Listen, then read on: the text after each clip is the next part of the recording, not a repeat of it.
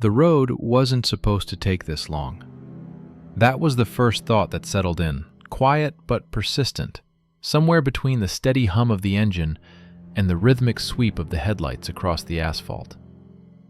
The Appalachian backroads had a way of stretching distance, of turning what should have been a simple night drive into something longer, more exhausting. But this felt different. Not confusing, not inconvenient. Wrong. The pavement was old, cracked in long veins that ran parallel to the tree line. Reflective paint had faded to a dull gray, barely visible unless the headlights struck it at just the right angle. Wooden mile markers leaned away from the road as if they were tired of standing upright, their numbers warped by moisture and time. The forest pressed close on both sides, dense and black, swallowing sound the moment it left the road. The radio offered nothing useful. Stations faded in and out, fragments of voices dissolving into static before a sentence could finish. Once in a while, the same burst of sound repeated, not a song, not an advertisement, but a clipped announcement that felt out of place, as if it had been recorded decades ago and forgotten. Each time it ended the same way, cut off mid-word. Cell service disappeared hours ago. The GPS still worked, technically, but the screen lagged, the map redrawing itself every few seconds, as if unsure what it was supposed to show. The blue route line curved ahead, then bent back on itself, then straightened again. Distance to destination fluctuated by miles without explanation. The car was the only moving thing in the world. No oncoming headlights, no distant glow of houses tucked into the mountains. Even the insects seemed absent, the windshield remaining clean despite the warm season. The forest felt watchful, not in a dramatic way, but in the subtle manner of something aware and uninterested in hiding it. It was sometime after midnight when the road narrowed without warning. No construction signs, no barriers. Just a subtle inward shift, trees leaning closer, shoulders of gravel giving way to darkness. The headlights reached less far ahead, swallowed by the curvature of the mountain. That was when the mile marker appeared. It stood upright, new compared to the others, its wood pale and unweathered. The reflective surface caught the headlights sharply, almost painfully bright. There was no number at first glance, just a single word carved deep into the board. Mile. Beneath it, a number had been scratched away so thoroughly that the wood underneath was splintered and raw. The instinct to slow down was immediate. Something about the sign demanded attention, insisted on being acknowledged. But just as quickly came the opposite urge, to keep moving, to let it pass into the rearview mirror without granting it any importance at all. The car passed the marker. Nothing happened. No sound, no sudden change. The road continued forward, smooth and dark, curving gently downhill. Relief came in a shallow breath, embarrassed by how quickly tension had risen over something so small. Old roads had old signs. That was all. Except the GPS recalculated. The route line vanished, replaced by a blank grid. The arrow marking the car's position remained, floating alone in empty space. The distance counter reset to 0, then began counting upward. The radio crackled once, sharply, then fell silent. The forest on either side of the road no longer felt random. Trees seemed evenly spaced now, their trunks straight and uniform, their branches forming a high canopy that blocked out the sky entirely. The darkness overhead was complete. Not clouded, not starless, simply absent of depth, like a ceiling painted black. Minutes passed. or maybe longer. Time had become slippery, marked only by the steady rotation of the speedometer needle and the soft vibration of the steering wheel beneath steady hands. The road did not turn sharply or climb. It simply continued, gently curving, gently descending, always the same. Then the mile marker appeared again. Same height, same pale wood, same carved word. The headlights struck it at the exact same angle, producing the same sharp reflection. Mile. The car slowed on its own this time, foot easing off the accelerator without conscious instruction. The sign was impossible. There was no loop in the road, no intersection, no turnaround. And yet there it stood, positioned as though it had never been passed at all. The car rolled by. This time, the air inside the vehicle felt heavier. Not warmer, not colder, just denser, as if pressure had increased slightly. The sound of the engine changed, lower, more distant.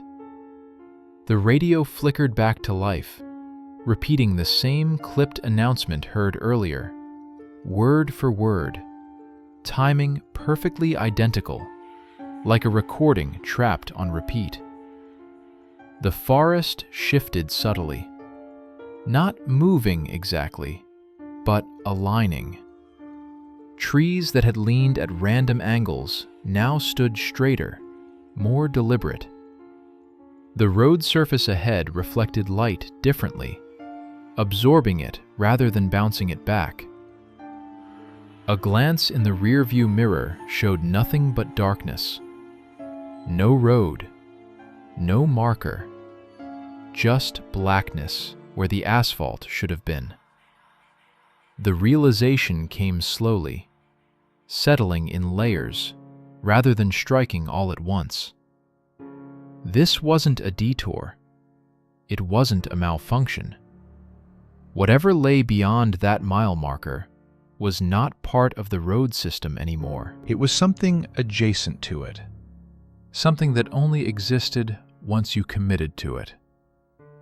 The car continued forward, steady and obedient, carrying its lone occupant deeper into a stretch of Appalachian wilderness that no longer cared about destinations, only duration.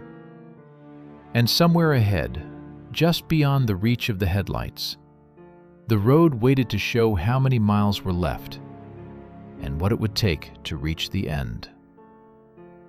If you're driving late at night and you see a road sign that doesn't exist on any map, don't slow down to read it.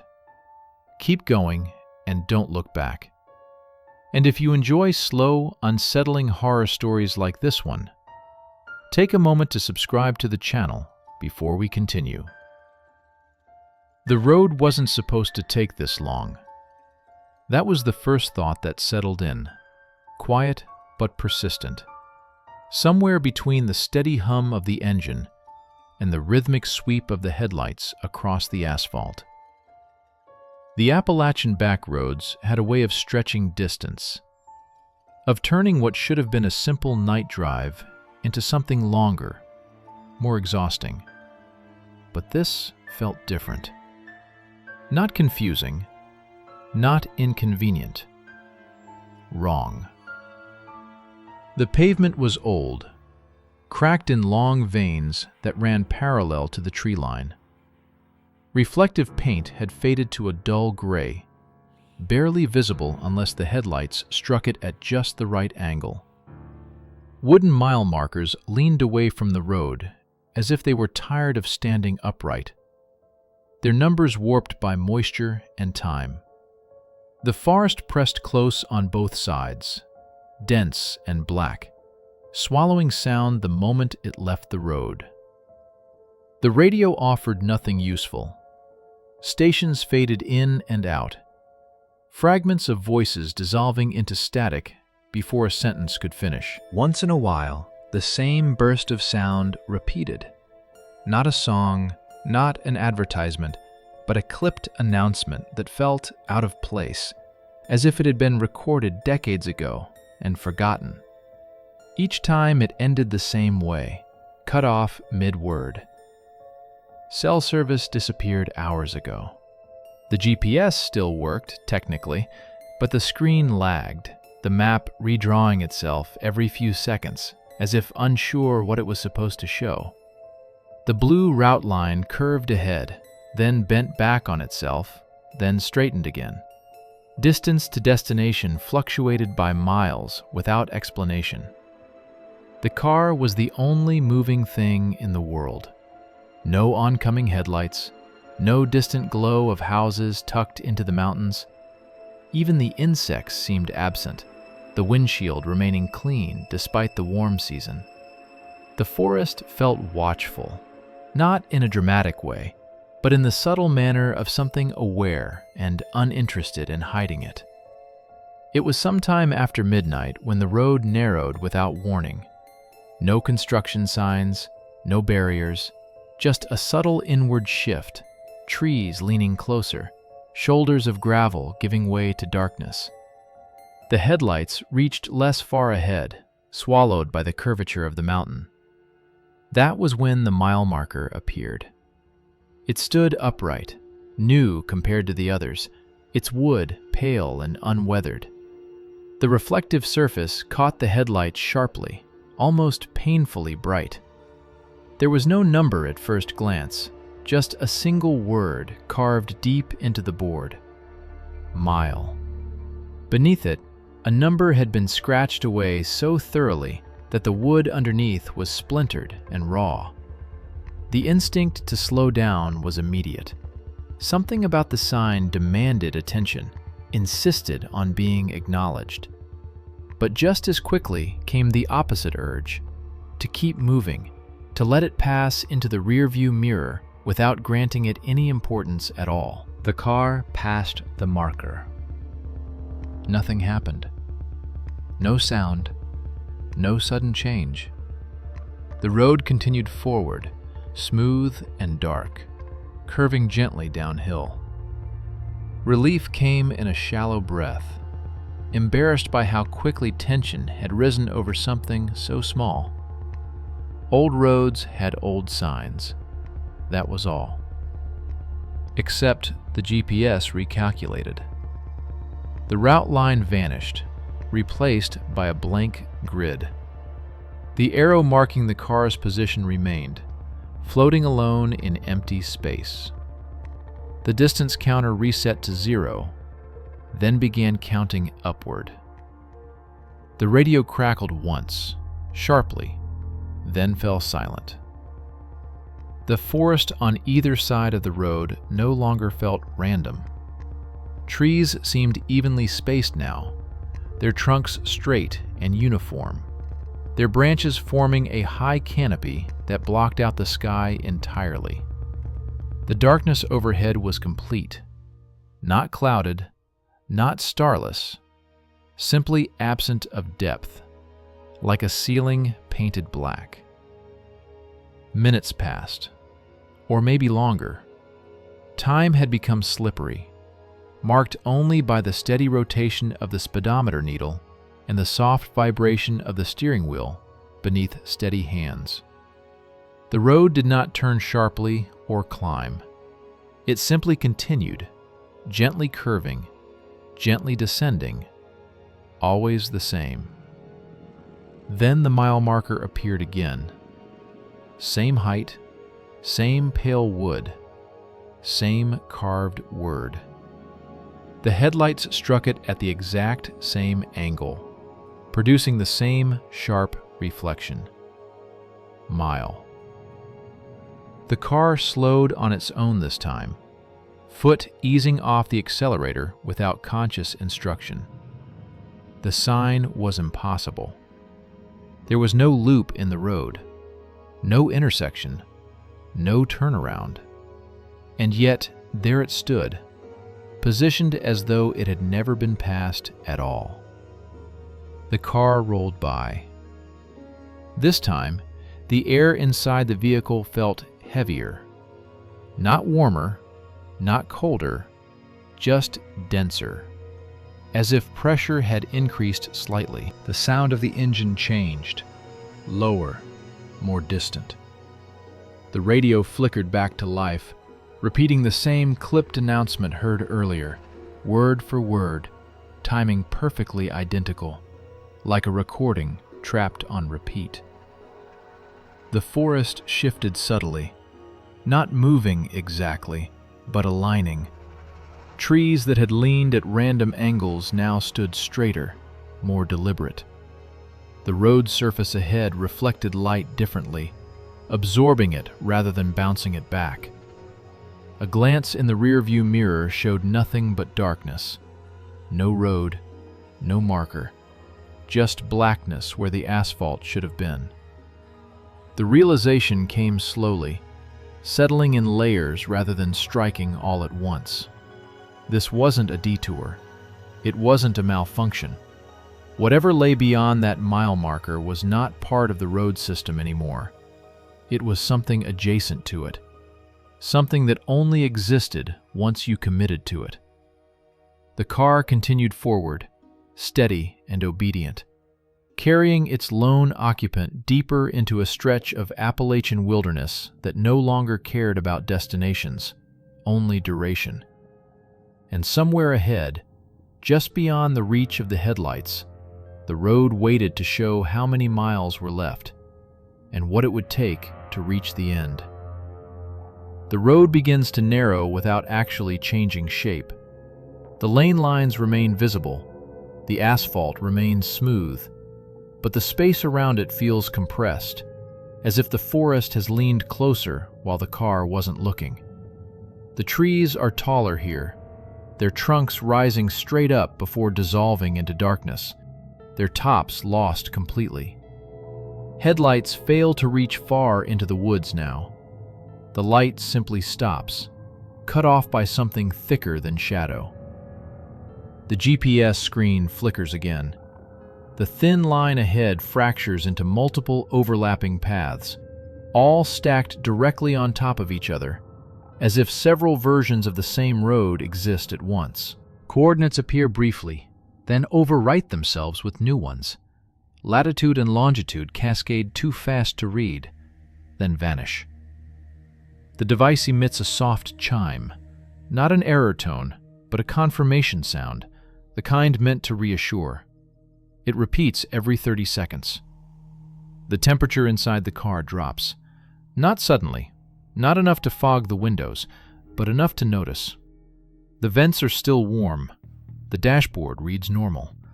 The cold feels external, as though the night itself has found a way inside. Then the smell appears.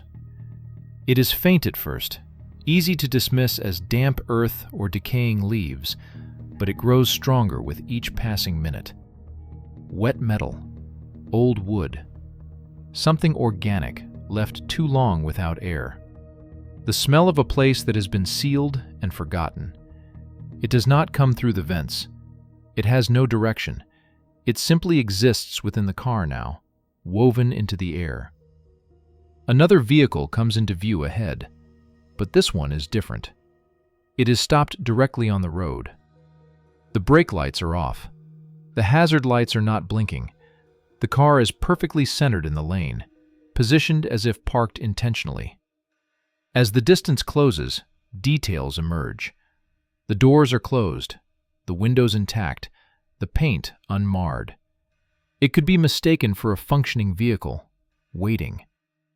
The instinct to slow down arrives late, dulled by the strange passivity that has crept into thought. When the brake is finally pressed, the car responds normally, decelerating without protest. The stopped vehicle looms closer, revealing its license plate, its make, its model. It is the same model as the car being driven. Same color, same year. The realization lands heavily, triggering a sharp return of adrenaline. The interior details match too closely. A crack in the rear bumper, a faded sticker on the left corner of the trunk.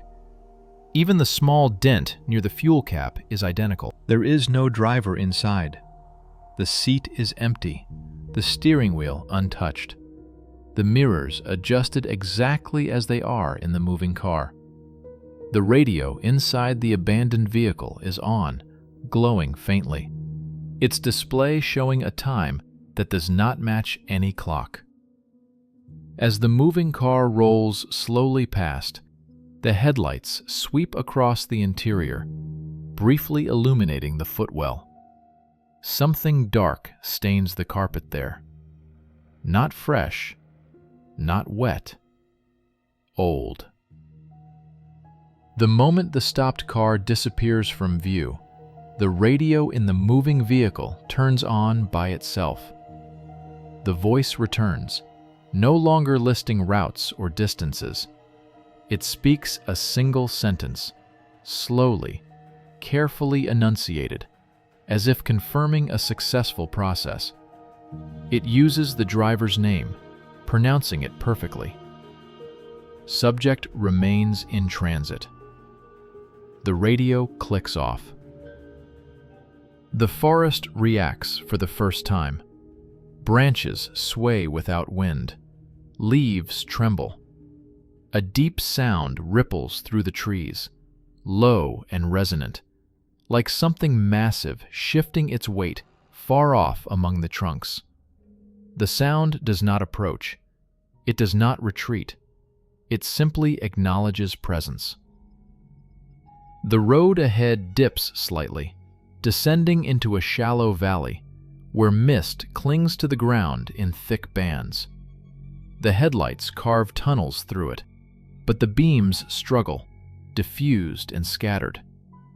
Shapes move at the edges of visibility. Not figures, not animals, but distortions, places where the fog bends unnaturally, as if displaced by unseen forms. A new sign emerges from the mist. It is not reflective. The headlights barely illuminate it, forcing the car to draw closer before the words can be read. The sign is wooden, hand-painted, its letters uneven but deliberate. Trail 73, authorized access only. Below the text, something has been added later, scratched deep into the wood with a sharp object. You are already on it. As the car passes the sign, the engine stutters for the first time. Just a momentary falter, a brief loss of power, then it recovers. But the message is clear. The system that has allowed movement so far is capable of denying it. Behind the car, the mist closes in, erasing the sign completely. Ahead, the road continues, descending deeper into the valley, where the trees grow so close together that they begin to resemble walls, and the darkness between them feels less like empty space and more like depth. A place something could emerge from if it decides the timing is right. The descent ends without warning. One moment the road slopes downward. The next it levels out as if the terrain itself has been edited mid-motion.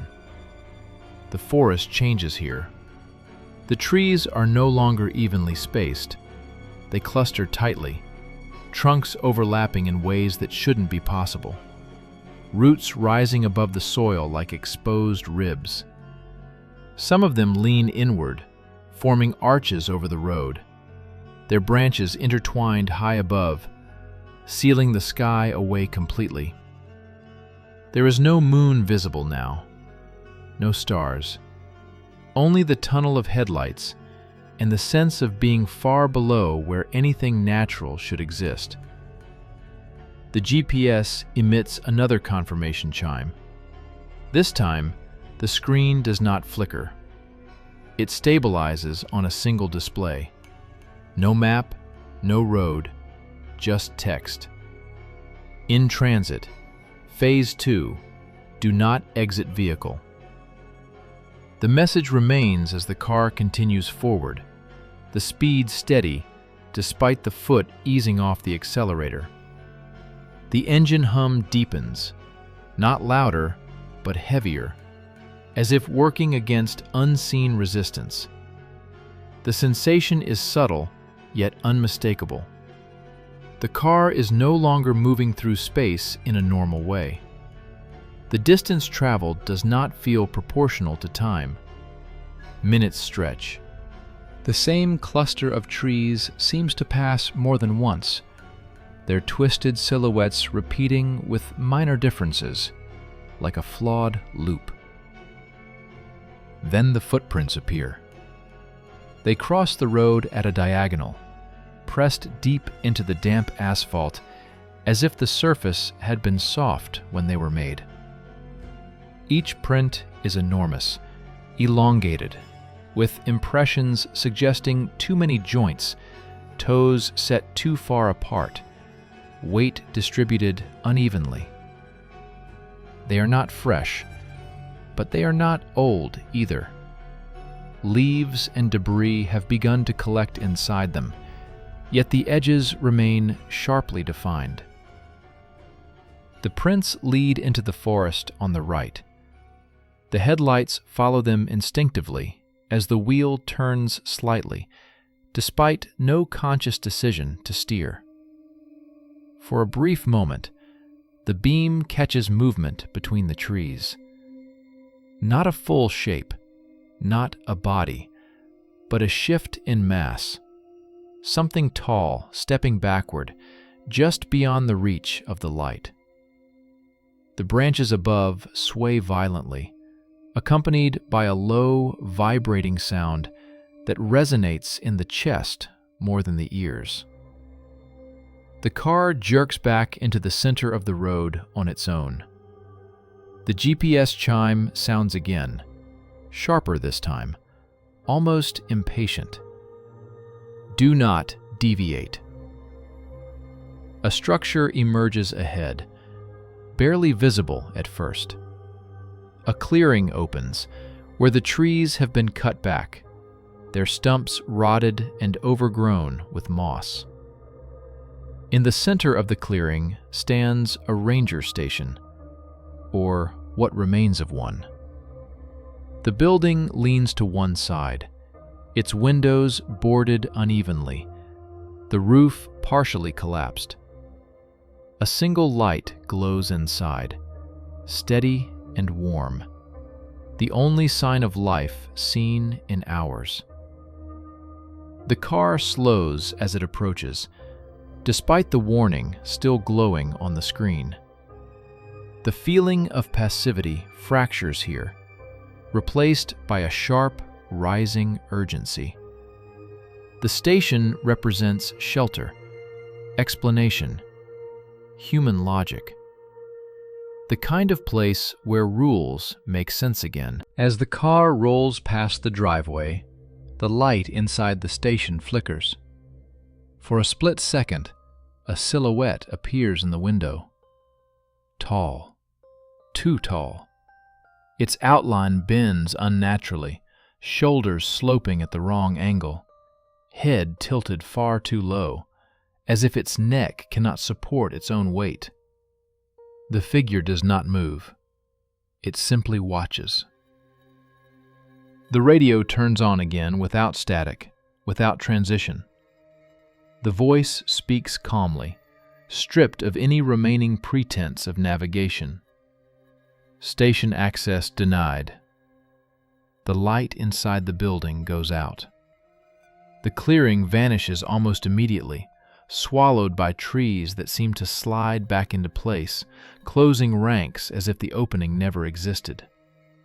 The road narrows further, the asphalt cracking, roots breaking through in thick cords. The sense of forward motion intensifies, yet the environment feels closer, more compressed, as though the forest is tightening around the vehicle. In the distance, ahead of the headlights, something crosses the road. It is not fully visible. Only parts of it pass through the light. a limb bending backward at an impossible angle, a massive torso rising higher than the trees, a trailing shape that could be fur, moss, or something grown rather than worn. Each section appears and disappears independently, as if the whole cannot exist in one place at one time. The ground shakes with its passage. The car finally comes to a stop. The engine is still running. The headlights remain on. The GPS screen goes black. From somewhere deep in the forest, the same low sound returns, closer now, no longer distant or indifferent. It is accompanied by the slow, deliberate crunch of footsteps, circling rather than approaching, testing the boundary of light. And for the first time since entering Trail 73, the driver understands with absolute clarity that the road is not meant to take anyone out. It is meant to keep something contained, and movement itself is part of the mechanism. The silence after the engine cuts is immediate and unnatural, as if the forest has been waiting for that exact moment. The headlights remain on, illuminating only a short stretch of road ahead, but the darkness beyond feels dense, layered, almost physical. The air inside the car grows cold fast, breath fogging the windshield, even though the heater is still running. There is a faint vibration under the seat, not from the engine, but from the ground itself. A deep, rhythmic tremor that pulses like a distant heartbeat. The footsteps stop moving. They are close now. Close enough that their absence becomes more terrifying than their sound ever was. A shape blocks the beam of the headlights. Not fully, just enough to bend the light around it, creating warped shadows that slide across the cracked asphalt. Whatever stands there does not step forward. It lowers itself slowly, as if crouching, compressing its massive frame into something that can observe without being seen entirely. The outline suggests height far beyond human scale, yet it folds with an eerie deliberateness, joints rearranging to accommodate the motion. The windshield creaks. A hand presses against the glass from the outside. Not a hand in the human sense, but something that once followed the same blueprint. The fingers are too long, segmented in places where bone should not bend, their tips ending in blunt, worn pads rather than claws. The glass does not crack, but it bows inward slightly, whining under the pressure. Frost blooms outward from the point of contact, spreading in branching patterns that resemble veins. The radio clicks on again. No static, no interference. "Vehicle stationary," the voice states, stripped of tone, stripped of concern. "Containment compromised." The fingers withdraw. The pressure lifts. The frost remains. Movement ripples through the trees on both sides of the road now. Not one presence, but several shifts, as if the forest itself is adjusting its posture. Trunks creak. Snow slides from branches even though there is no wind. Something large passes behind the car, close enough to rock it gently on its suspension, yet no reflection appears in the mirrors. The mirrors show only darkness, deeper than the night ahead. The GPS screen flickers back to life. Route correction required. Proceed forward. The engine starts without the key turning. The headlights brighten on their own, cutting deeper into the road ahead, revealing something new. The asphalt no longer looks like a road. It stretches forward in uneven segments, patched together from different eras. Fresh blacktop bleeds into crumbling concrete, which gives way to packed dirt scored with deep, ancient grooves, as if something massive has been dragged along this path repeatedly over decades. Symbols appear along the edges of the road, carved into stones and tree trunks. Not random markings, but deliberate shapes, repeated again and again. Spirals broken at sharp angles, lines intersecting in ways that make the eyes slide away if stared at too long. Some of them are fresh, sap still oozing from the cuts. Others are so old they have nearly been absorbed back into the bark. The car begins to move. This time there is no illusion of control. The steering wheel resists any attempt to turn it. The accelerator does nothing. The road pulls the vehicle forward like a conveyor, guiding it deeper into the mountains, deeper into terrain that no longer corresponds to any known geography. Ahead, the forest opens into a vast hollow. The ground drops away on either side, forming a natural corridor lined with towering rock faces glazed in ice. At the center of this corridor stands a structure that should not exist here, a concrete barrier spanning the road, reinforced with steel pylons driven deep into the earth. Warning signs hang crookedly from chains, their text weathered into near illegibility. One word remains clear on all of them: containment. As the car approaches, something stirs beyond the barrier.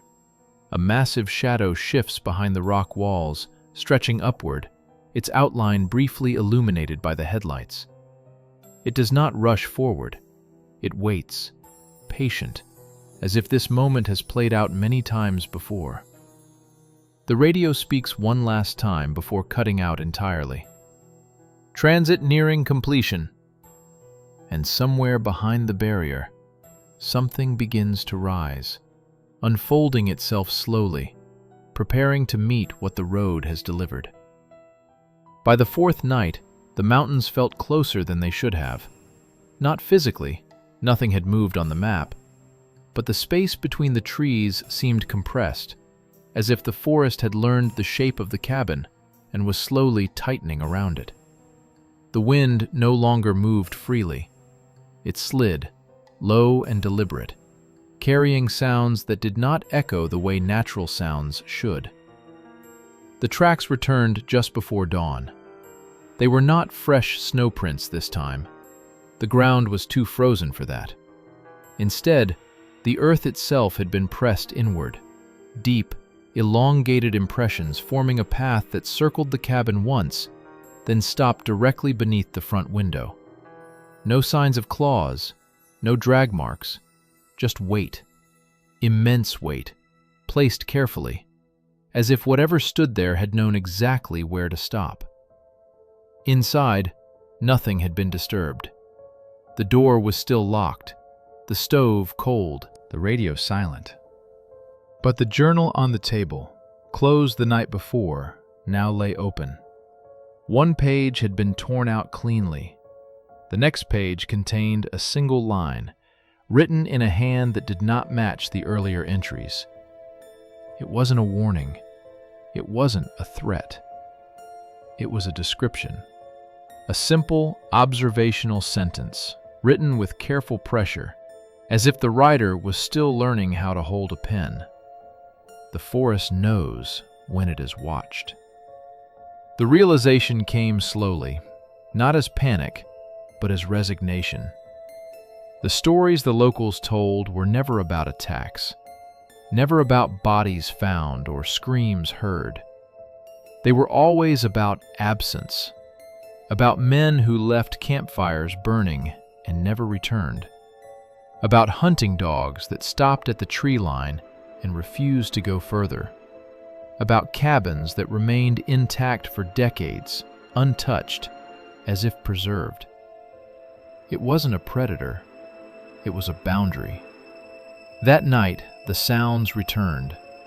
Slow movement uphill, branches bending without breaking, breath passing through lungs too large to hide. But this time, it did not circle. It stopped behind the cabin, close enough that the walls vibrated faintly with each exhale. No footsteps approached the door. No attempt was made to enter. Instead, the presence remained still, waiting. And for the first time, understanding replaced fear. The thing in the mountains did not hunt those who fled. It watched those who stayed. The fire was extinguished.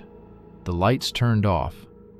The cabin was left exactly as it had been found, down to the position of the chairs and the unwashed cup on the table. At sunrise, the path down the mountain was clear. No tracks followed. Weeks later, hikers passed the cabin without noticing anything unusual. The door was locked, the windows intact. Snow lay undisturbed around the foundation. Inside, the journal was found months after that, its final pages blank. No signs of struggle, no signs of departure. Just a quiet structure standing where it always had, deep in the Appalachians, in a part of the forest where the trees grow too close together and the air feels heavier than it should.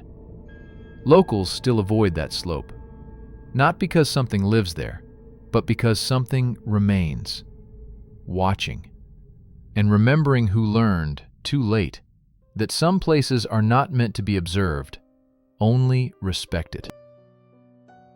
The first time I saw the dam, it was just after sunrise, when the fog still clung to the surface of the water like a second skin. The reservoir stretched farther than I expected, a wide, artificial lake pressed into the surrounding hills, its surface unnaturally still. No ripples, no birds skimming the water, no wind. It looked less like a body of water and more like a sheet of dark glass laid carefully between the trees.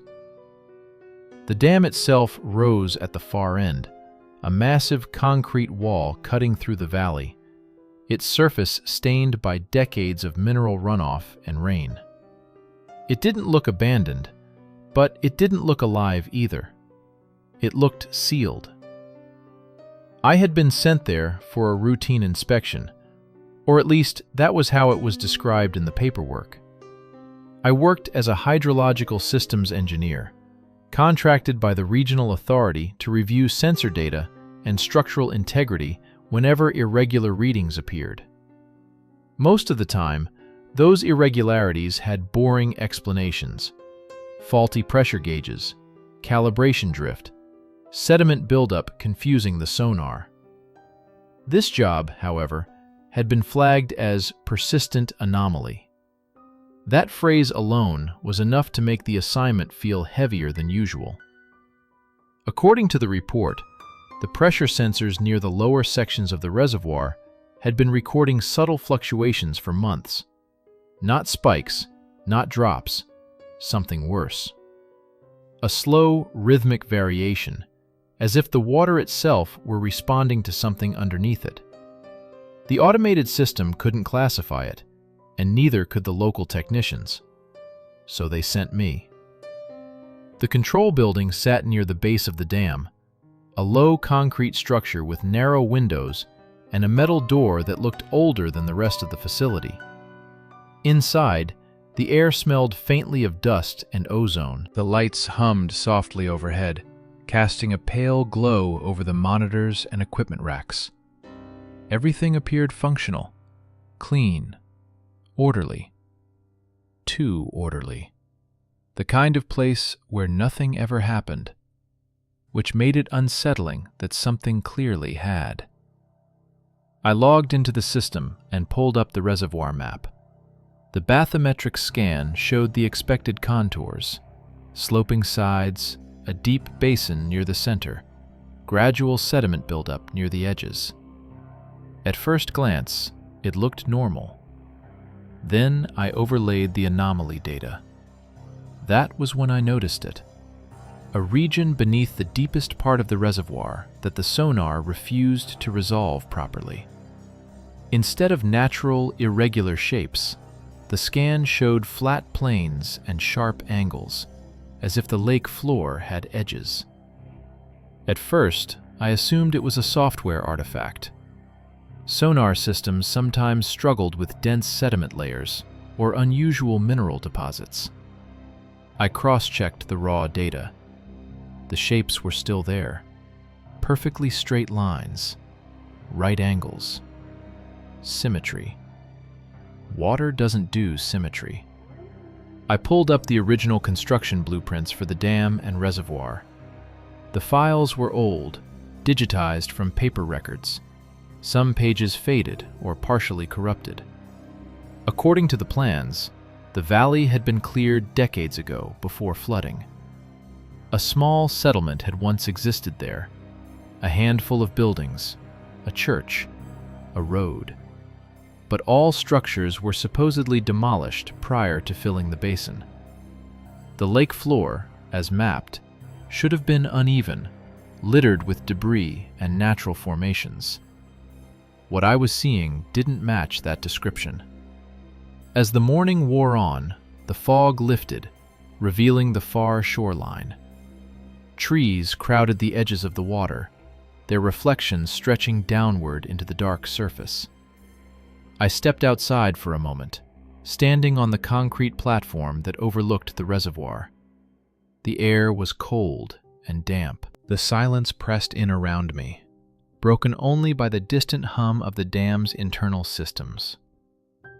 I had the strange sensation of being watched, not from the forest, but from the water itself, as if something below the surface were aware of my presence. Back inside, I continued digging through the archives. That was when I found the discrepancies. The evacuation records listed fewer residents than the number of structures mentioned in earlier census data. Entire families seemed to vanish between documents, their names appearing once and never again. There were references to a church in handwritten notes, a stone building with a bell tower, but no official photograph or demolition record existed. It was as if someone had carefully removed it from the history. Late in the afternoon, I accessed a restricted folder marked simply as Supplemental. It contained scanned logbooks from the early days of the dam's operation. Most entries were routine: water levels, maintenance checks, weather conditions. Then, scattered among them, were notes written in a different hand, often underlined or circled. Unusual resonance detected at depth. Sound carries upward at night. Recommend maintaining minimum water level without exception. The phrase, "without exception," appeared multiple times, always emphasized. I leaned back in my chair, staring at the monitor. The anomalies, the missing records, the strange insistence on maintaining water levels, none of it felt like coincidence. Whatever lay beneath the reservoir wasn't just submerged. It was being deliberately kept that way. As evening approached, the light outside dimmed, and the reservoir darkened into a featureless void. The surface reflected the sky like polished stone. I checked the live sensor feed one more time. The pressure readings were fluctuating again, slow and steady, like a pulse. Not rising, not falling, waiting. That was when I noticed something new on the sonar display. A vertical structure, barely visible at first, emerging from the geometric mass below. Tall, narrow, perfectly straight. It extended upward but stopped well short of the surface, as if deliberately restrained. I zoomed in, adjusting the contrast. The shape became clearer. It looked like a tower. and for reasons I couldn't explain, the thought that came to me wasn't scientific or professional. It was simple and deeply unsettling. If that tower ever reached the surface, something would answer it. I saved the data, shut down the terminal, and left the control room as night settled over the reservoir. Behind me, the dam stood silent, its massive weight pressing down on the water below. For the first time since arriving, I understood that the structure wasn't just holding back a lake. It was holding something in place. And it was starting to push back. By the second night, I stopped telling myself that the feeling was just fatigue. I stayed on site because the anomaly logs were updating too frequently to ignore, and because leaving felt like abandoning a problem that was already half awake. The small dormitory room attached to the control building was functional in the most minimal sense. A narrow bed, a desk bolted to the floor, a window that looked out toward the dam's spillway. When I tried to sleep, the low-frequency vibration from the structure traveled through the concrete and into my chest, subtle enough that it didn't register as sound, only as pressure. It felt less like machinery and more like a distant engine idling beneath the earth. Around 1:40 a.m., I gave up on sleep and returned to the control room. The monitors were still active, bathing the space in pale blue light. The reservoir's surface camera showed nothing unusual, just darkness and faint reflections from the stars. But the sensor feed told a different story. The pressure fluctuations had intensified, no longer smooth and rhythmic, but uneven, as if something below was shifting its weight. The sonar display flickered intermittently, briefly losing signal before snapping back with distorted geometry. I ran a deeper scan, overriding the standard filters. The result made my stomach tighten. The submerged structures were no longer static. The tower-like shape I had seen earlier appeared slightly taller than before, its top now registering closer to the upper layers of the reservoir. The change was subtle, perhaps only a few feet, but it hadn't been there before. Concrete doesn't grow, neither do geological formations in the span of hours. As I watched, the sonar returned a new artifact. Hollow spaces radiating outward from the central mass, arranged with a precision that suggested corridors rather than natural cavities. Whatever lay beneath the water wasn't just a single structure, it was a complex. I checked the historical water level data, scrolling back decades.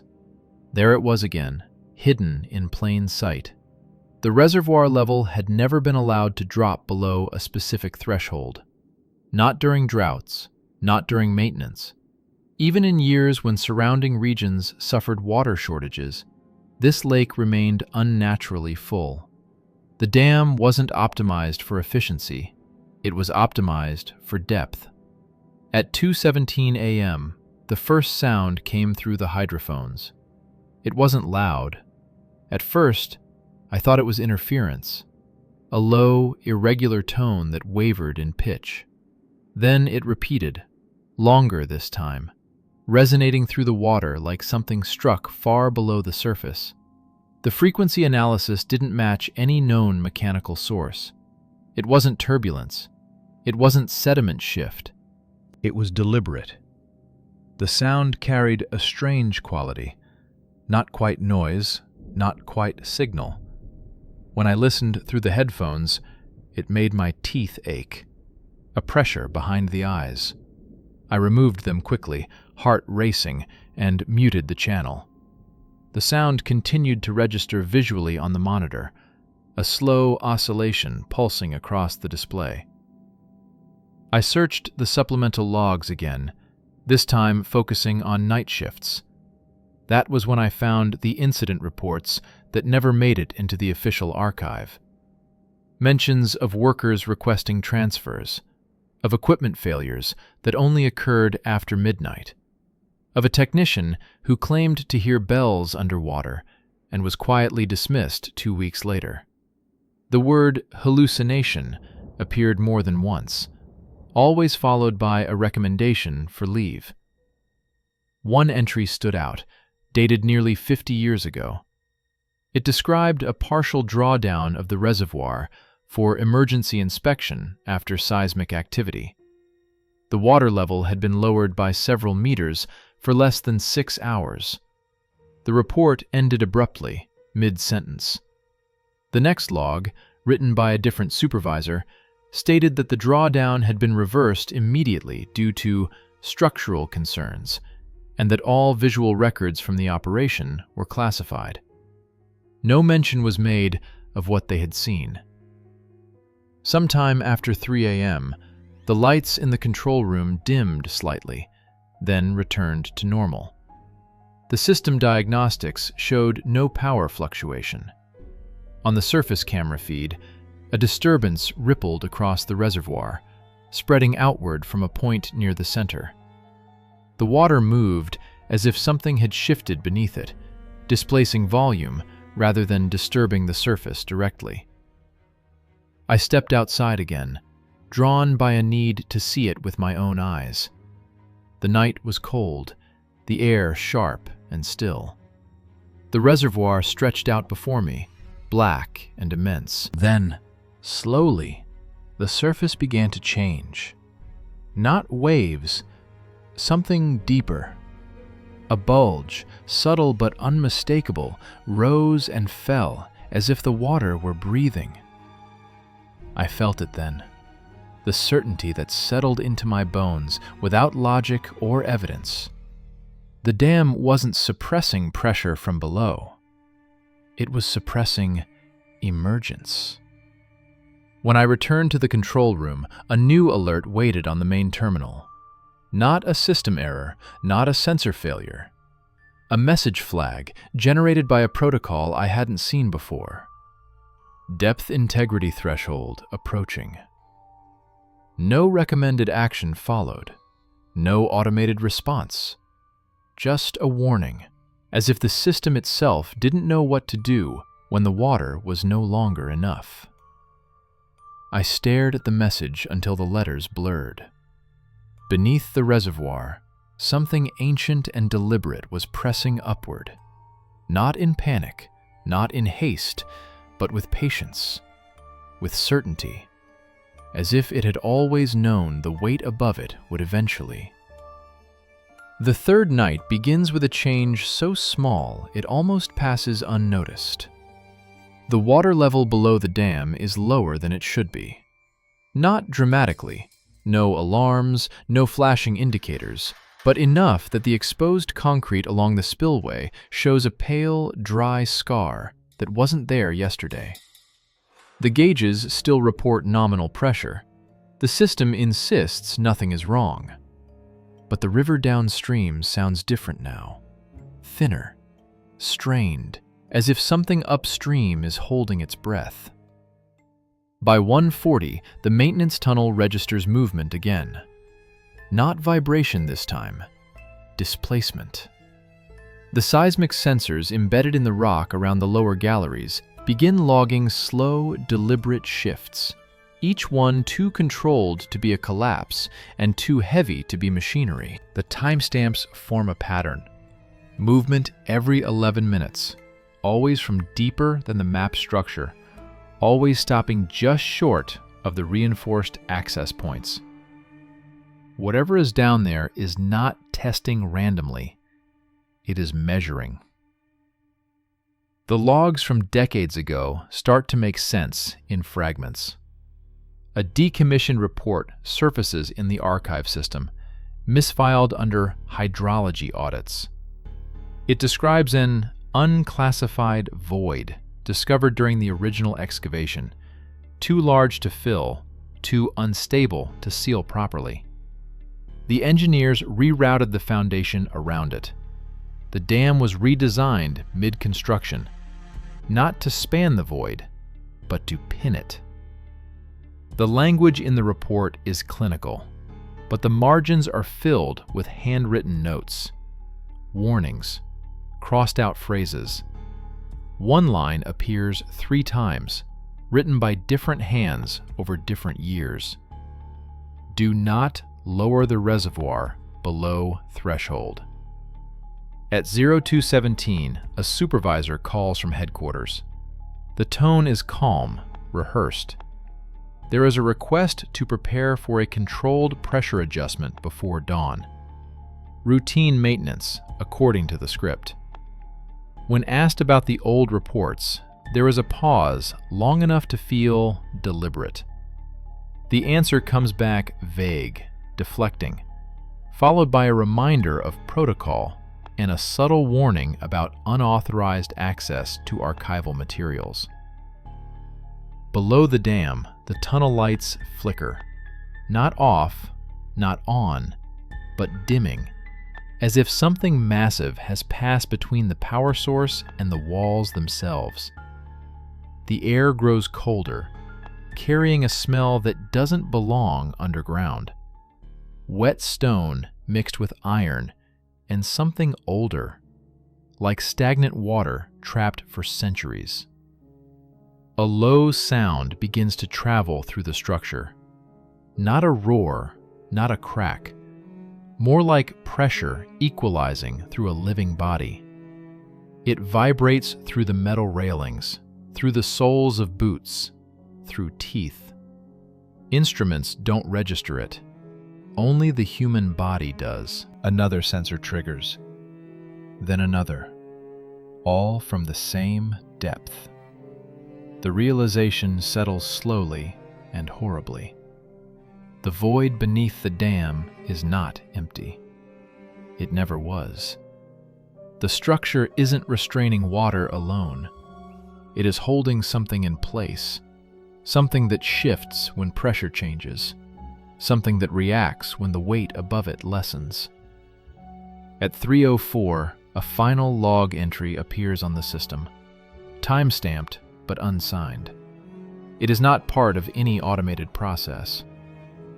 Movement increasing, threshold approaching. If reservoir drops further, anchoring will fail. No one at headquarters acknowledges the message. Outside, far below the spillway, the river goes quiet. Not frozen, not dry. Quiet, as if something vast has moved beneath it, displacing sound itself. And deep under the dam, where the blueprints end and the rock was never fully mapped, something begins to rise, not upward, but forward, pressing slowly, patiently, against the limits it has been confined by for far too long. The fourth night does not wait for midnight to begin. By the time the sun disappears behind the ridge, the dam is already awake. The concrete face radiates stored heat into the cooling air, releasing it in slow, uneven pulses that make the structure feel like it's breathing. The reservoir above remains deceptively calm, a flat, black mirror reflecting nothing but the first stars. Anyone looking at it from a distance would see stability, control, permanence. From inside the facility, that illusion is already breaking down. At 21:30, an emergency directive arrives from headquarters. It is marked Classified, Priority Override, and signed digitally by an office that officially no longer exists. The instruction is short and precise. Initiate partial drawdown at dawn. Reduce reservoir level by 2 meters. No explanation, no contingency notes. Just a reminder that compliance is mandatory. The number is wrong. 2 meters is far below the threshold mentioned in the old reports. Far below the margin that was never meant to be crossed. Attempts to respond are met with silence. Calls route to recorded messages. Internal messaging systems acknowledge receipt but never return answers. It becomes clear that the decision has already been made somewhere far away by people who will never hear what happens next. Inside the lower galleries, the temperature drops sharply. Condensation forms along the walls, dripping steadily onto the floor, not from leaks, but from the air itself turning wet and heavy. The lights begin to hum at different frequencies, no longer synchronized, creating a disorienting chorus of electrical noise that makes it difficult to think clearly for long periods. The sound returns. It is closer now. No longer a distant pressure or a vibration through stone, but something directional. It moves along the tunnels with intent, following the reinforced paths, tracing the skeleton of the dam from below. When it passes beneath a section, the metal railings frost over instantly, the moisture crystallizing in jagged patterns that resemble branching veins. At 2312, the first physical damage is reported. A maintenance hatch on level C buckles outward, the bolts shearing clean off as if pushed from the inside. Behind it, there is no flood of water, no collapse. Just darkness, deeper than the tunnel's lights can penetrate, and a steady exhalation of air that smells ancient and wrong. The hatch is sealed again using emergency plates, but the steel continues to flex under pressure. Not constant force, measured force. The same 11-minute rhythm appears again, only now it is stronger, closer, more confident. Digging deeper into the archives reveals the final pieces that were never meant to be found. A sealed annex attached to the original construction files details an incident from the early 70s. During excavation, workers breached a subterranean chamber that was not naturally formed. The rock showed signs of prolonged compression from within, as if something massive had pressed against it for centuries. When drilling equipment broke through, there was no collapse, no explosion, just a sudden drop in pressure followed by movement. 3 workers vanished that night. Their bodies were never recovered. The chamber was sealed, the project halted, and a decision was made at the highest level to redesign the dam, not to avoid the chamber, but to imprison it. The dam was never just infrastructure. It was a lid. At 100, the automated announcement system activates on its own, broadcasting an alert that does not exist in any protocol. The message repeats every few minutes, its tone flat and distorted. Structural integrity compromised. Anchoring failure imminent. Evacuate upper levels. Upper levels, not lower. The implication is immediate and terrifying. Below, the movements accelerate, the intervals shorten, the force increases.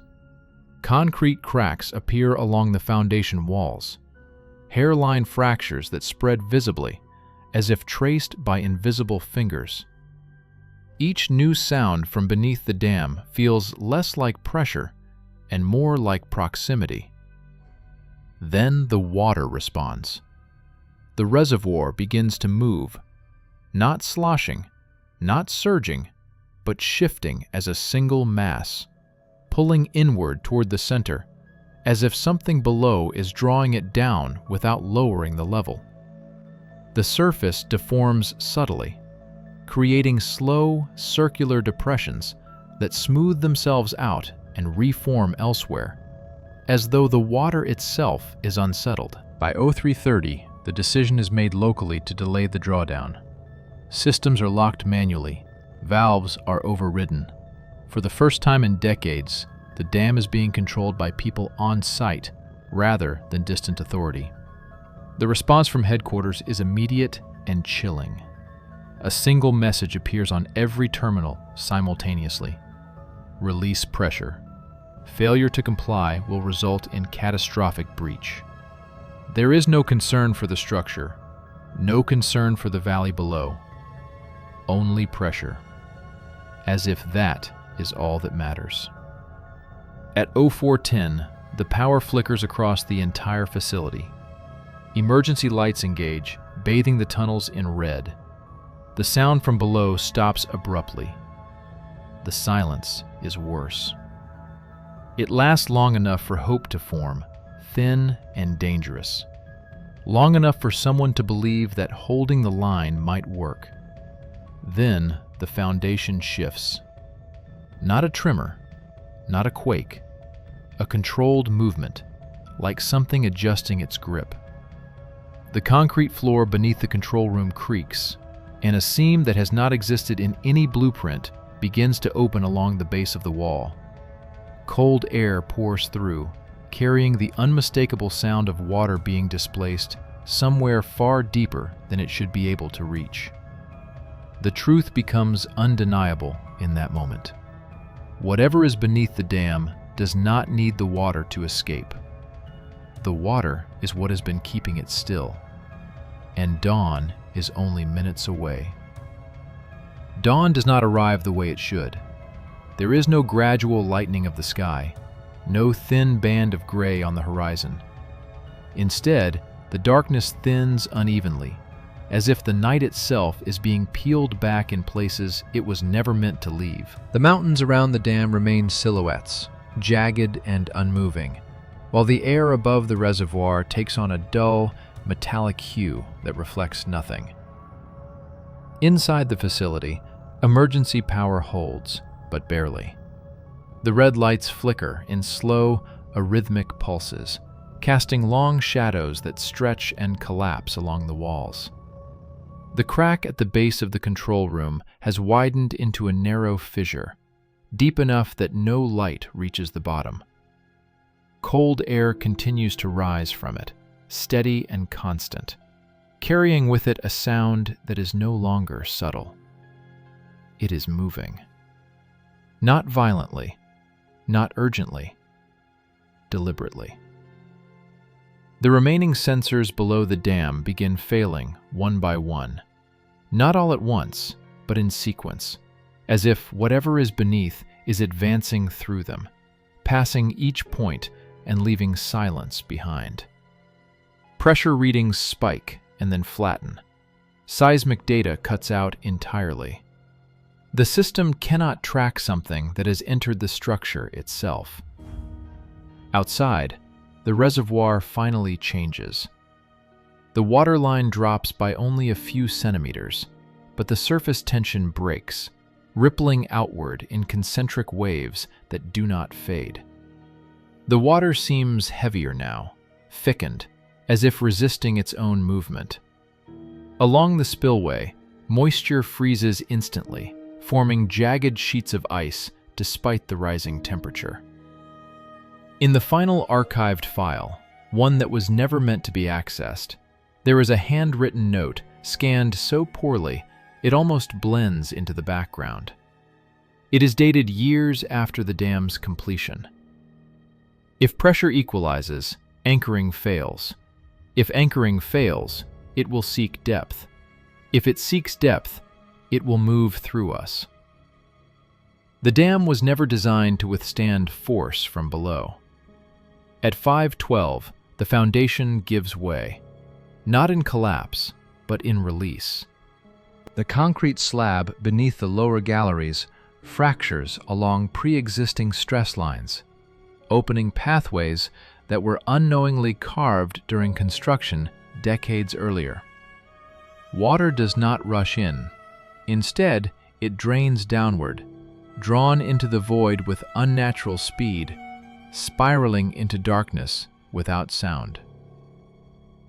Then the sound returns. It is immense now, no longer contained by stone or steel.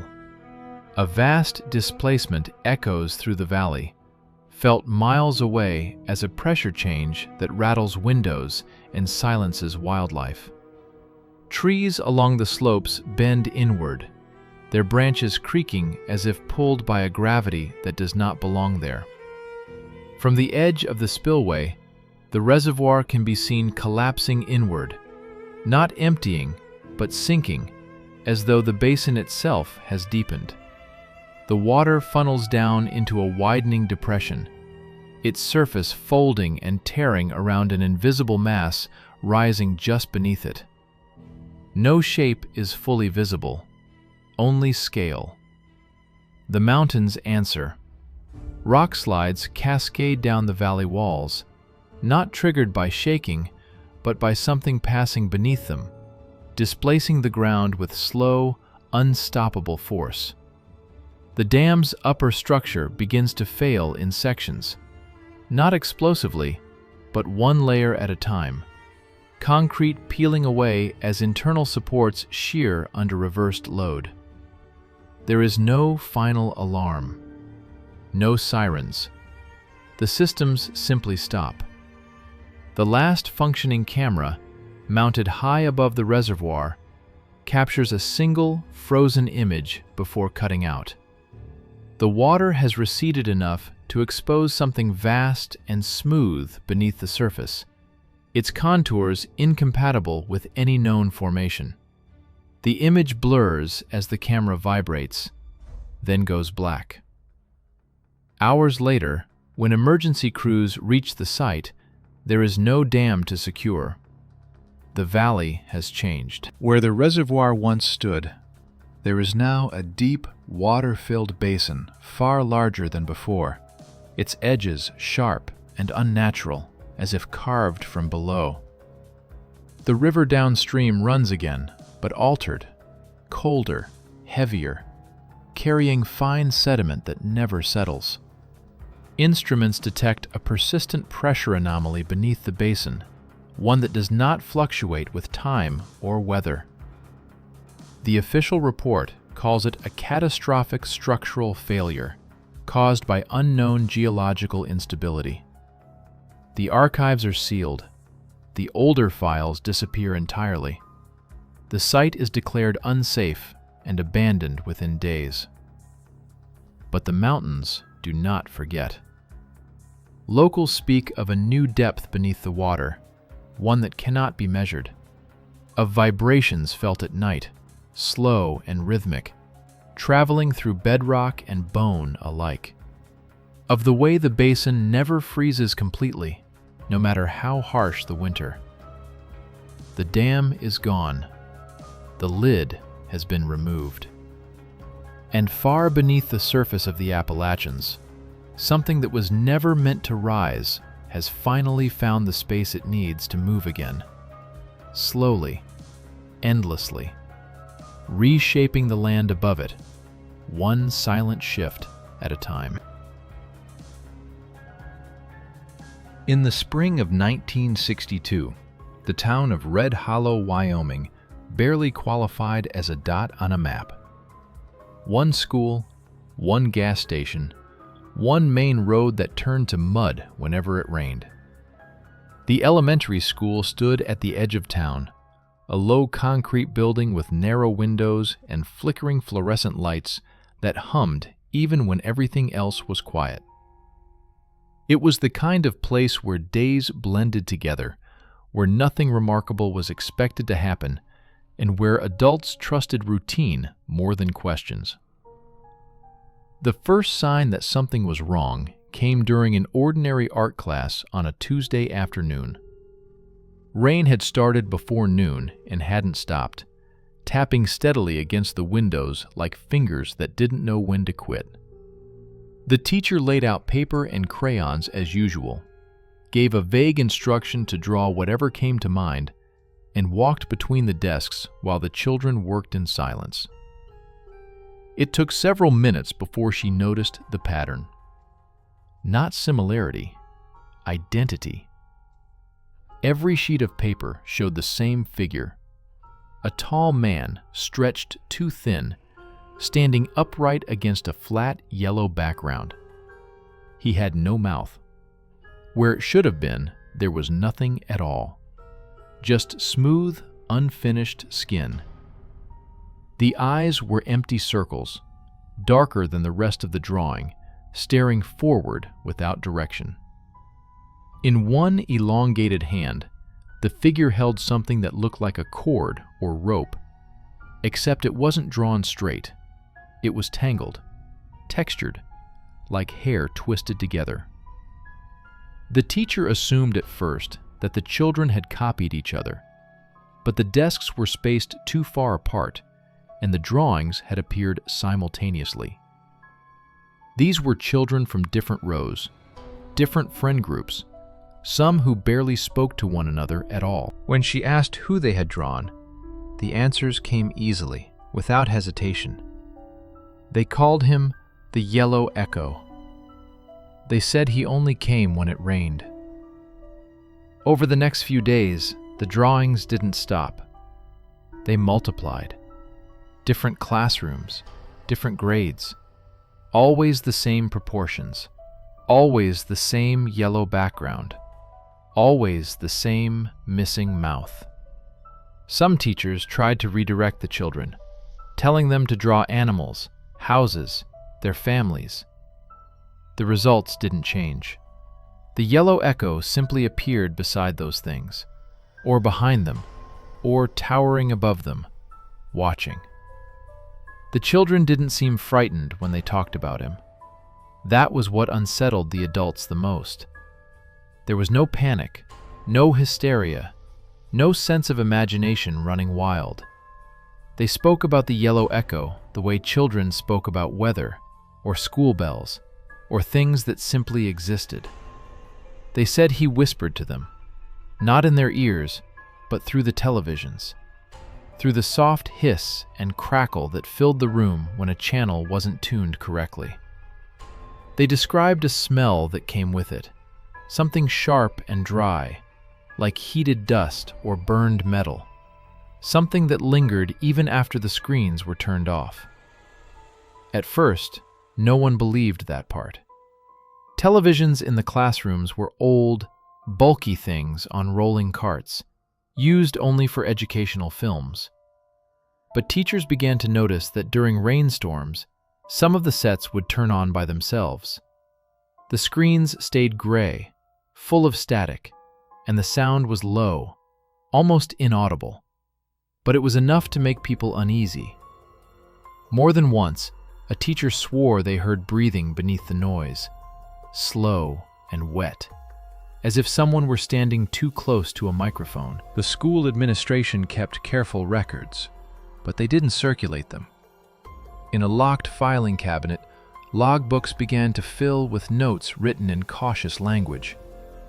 Unusual student behavior, repetitive imagery, auditory hallucinations, possibly linked to environmental stress. No one used the word entity. No one used the word voice. The rain continued, and with it came details the children should not have known. One afternoon, a boy calmly told his teacher that the Yellow Echo said she kept letters hidden behind the third loose brick in her classroom wall. The brick was loose. The letters were there.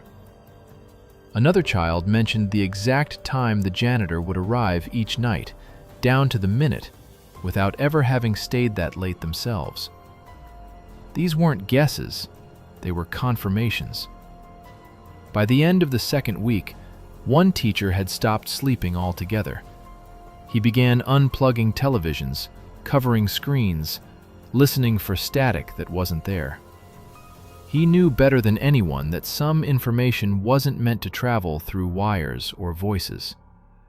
He knew because the children had told him where he kept his gun. And then, one morning, he didn't come to work. The rain stopped shortly after that.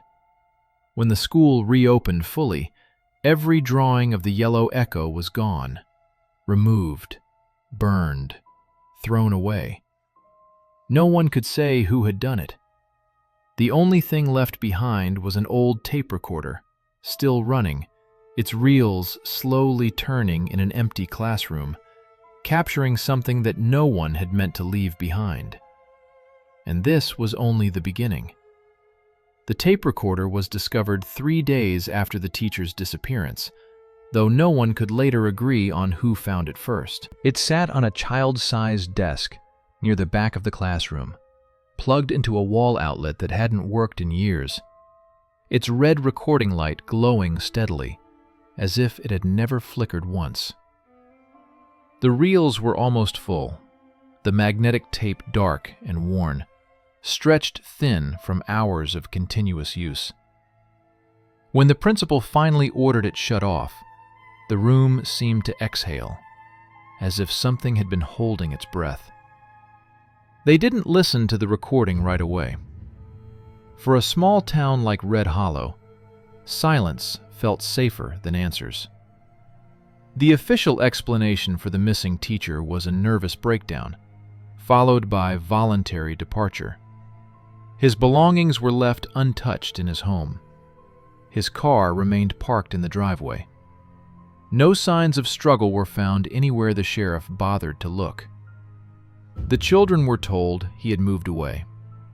They accepted this without question, which should have been a relief, but instead felt wrong, like a problem being ignored rather than solved. When the rain returned a week later, it came suddenly, heavy and loud, drumming against rooftops and soaking the dirt roads until they turned to sludge. That night, several televisions across town turned on by themselves. Some displayed static. Others showed warped fragments of old broadcasts that no local station recognized. A few families reported a low humming sound that vibrated through the walls, strongest near electrical outlets, strongest near sleeping children. The smell came back too, sharp and metallic, like overheated wires left too long behind a wall. At school, the drawings resumed, but they were different now. The yellow echo was no longer alone. In some pictures, smaller figures stood around him, their outlines unfinished, their faces blurred. In others, the cord of hair stretched from his hand toward the edge of the page, disappearing off the paper as if it continued somewhere else. Several children stopped drawing entirely and instead filled their pages with tight, spiraling lines that dug so hard into the paper the crayons snapped in their hands. When asked what they were doing, they said they were trying not to listen. Teachers began keeping their own notes, separate from the official logs. They wrote about children speaking in unison without looking at each other, about classrooms falling silent at the exact same moment, about clocks stopping for several minutes and restarting without explanation. One teacher reported hearing a voice come through the intercom after hours, softly repeating her name in a cadence that matched the rhythm of the rain outside. When she checked the system, it was powered off. Eventually, someone played the tape. It began with hours of nothing but room tone, the faint hum of fluorescent lights and distant footsteps echoing through hallways. Then, layered beneath it, barely audible, came whispers. Children's voices, overlapping and out of sync, speaking too quietly to understand. As the tape progressed, the whispers grew clearer. Not louder, but closer. Names were spoken. Dates. Small, private details about the town and its people. Things that had never been said aloud in front of children. Near the end of the recording, the static intensified, swelling until it drowned out everything else. For a moment, there was silence. Then a single child's voice spoke clearly, without fear or emotion, stating a sentence that none of the adults present could explain. The child said that the yellow echo did not arrive when it rained. The rain was simply when people listened. After that, the recording continued for another 12 minutes, No one could agree on what filled that time. Some claimed it was just static. Others insisted they heard breathing. One teacher later admitted she heard her own voice, repeating something she remembered thinking but had never said out loud. The tape was locked away. The school contacted state officials. Men in plain clothes arrived and asked careful questions. They took the drawings. They took the logs. They took the recorder. They left behind reassurances that everything had a rational explanation. But when the children were questioned separately, every single one of them described the same thing without being prompted. They said the yellow echo was patient. They said he had waited before. They said he did not need mouths to speak. And they said that someone had already been chosen to listen next. By the time the state officials left Red Hollow, the town had already begun to rot inward. It was subtle at first, the way all lasting damage is. Power outages became more frequent, always during storms, always lasting just long enough for people to notice what the silence sounded like. Radios crackled with dead air even when turned off. Televisions sometimes showed reflections instead of images, faint silhouettes standing where no one was supposed to be. The children changed the most. They stopped asking questions. They stopped correcting adults when adults were wrong. Several parents reported their children waking in the middle of the night to sit in front of dark screens, staring patiently as if waiting for something to begin. When pulled away, they resisted without emotion, their skin cold, their eyes unfocused, their attention clearly somewhere else. A few began to sleepwalk during rainstorms, standing in hallways or on porches, whispering softly through clenched teeth, producing sounds that didn't quite qualify as words. The school remained open, though attendance dropped. Teachers were instructed not to discuss the missing colleague, not to mention the drawings, not to acknowledge the tape recorder that was now gone. Officially, nothing unusual had happened. Unofficially, everyone felt watched, as if the building itself had become a listening device. Electrical systems malfunctioned daily. The intercom activated on its own, emitting bursts of static, followed by brief, almost words that cut off before meaning could form. One afternoon, the art teacher discovered something that had not been taken by the officials. Wedged behind a radiator, hidden beneath years of dust and peeling paint, was a single sheet of paper. It was yellowed with age, its edges soft and curled. The drawing on it was unmistakable: a tall figure, no mouth, empty eyes, a cord held loosely in one hand. In the corner, written in pencil faded nearly to invisibility, was a date: March 3rd, 1931. That night, she searched the town records. Red Hollow had not always been called Red Hollow. In the early 1930s, it was listed under a different name, one that no longer appeared on modern maps.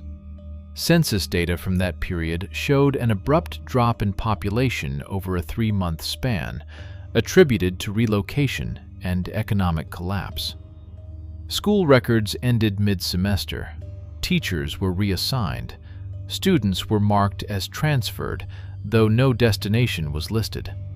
The building that now housed the elementary school had existed back then too, though it served a different purpose before being repurposed decades later. There were no records of what happened to the children. The rain returned 2 days later, heavier than before. Lightning struck close enough to rattle windows and knock out power across half the town. In the darkness, the humming began again. louder now, vibrating through walls and floors, resonating inside people's teeth. Several residents reported the smell of static so strong it made their eyes water. Phones rang without callers. Emergency lines connected to nothing but breathing. At the school, the intercom activated one final time. There was no static this time, no distortion, just a calm, measured voice that did not sound male or female, young or old. It spoke clearly, as if standing beside the listener rather than traveling through wires. It did not introduce itself. It did not explain. It simply listed names: teachers, parents, children. Each name spoken once, without repetition, without pause. When it finished, the system shut down, and every clock in the building stopped at exactly 2:17 a.m. The next morning, several desks were empty. Those children were never reported missing. Their parents insisted they had never existed. Family photos no longer showed them. Birth certificates could not be found.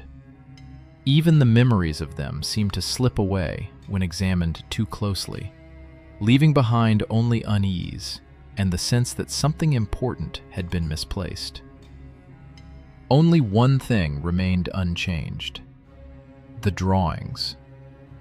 New ones appeared, taped beneath desks, scratched into bathroom stalls, etched faintly into chalkboards beneath layers of erased lessons. The yellow echo was closer now. Those who dreamed during storms described the same thing: a vast, dark space filled with softly glowing screens, all tuned to different moments in time. A figure moved among them, trailing its cord of hair like a conductor's baton, adjusting, correcting, listening. It did not speak with sound. It transmitted understanding directly, flooding the mind with memories that were not one's own. Not commands, not threats, instructions. Red Hollow had not been chosen at random.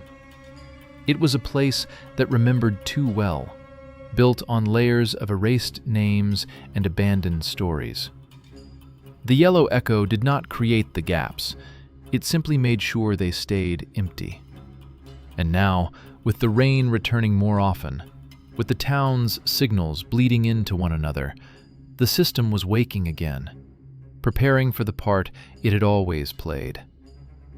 Somewhere beneath the school, something old and patient was waiting for confirmation.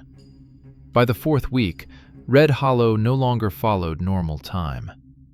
Days blurred together, measured less by clocks and more by weather. Rain dictated everything now. When it fell, people stayed indoors without consciously deciding to. Businesses closed early, roads emptied. The town seemed to fold inward, as if minimizing its surface area, reducing the number of places where something could go wrong. When the rain stopped, no one felt relief, only the sense that something unfinished had been interrupted. The school was officially shut down after a structural inspection. Unofficially, no one could explain why the building's power still worked when the rest of the town went dark. At night, its windows glowed faintly, not with light, but with reflection, like screens waiting for an image to load. Several residents reported seeing figures standing inside classrooms long after the closure.